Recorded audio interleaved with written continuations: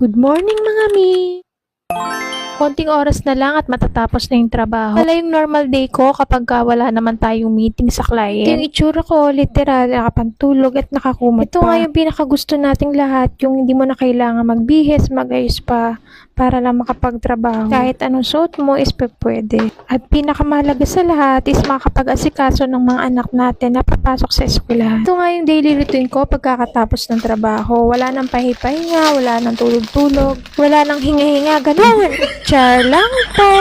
After ko nga kasi magtrabaho, diretso sasabak na rin ako pag-aasikaso ng aking panganay na papasok ng 7 a.m. 1 hour lang yung aming preparation kasi malapit lang naman yung school nila dito sa bahay namin. 3 minutes walk nga lang, nandoon ka na. Ito nga din pala usually yung mga pinapabaon ko sa mga anak ko. Pag hindi biscuits, ay sandwich. Sinasamahan ko lang nga ng any juices or Dutch meal or Chucky. Tapos palagi silang may water sa bag. So okay nga na lagi meron tayong stocks or groceries sa bahay para hindi tayo lalabas para bumili pa. Kung nga rin sila pinawawalan ng groceries dahil may reklamo yung aking bunso. Bawal tayo tamarin kasi meron tayong mga anak na mababait na walang karekla-reklamo. Tuwing umaga kailangan nakaayos na lahat kasi kung hindi aabutin ng siyam-siyam yung panganay ko sa sobrang bagal kumilos. Hayaan ko na nga rin siya na mag-ayos ng sarili para naman matuto. Pero pag hindi ko na kayang tiisin sa sobrang kakupadan, tutulungan ko na nga lang. Ito naman kasi ang silbi nating mga magulang sa kanila.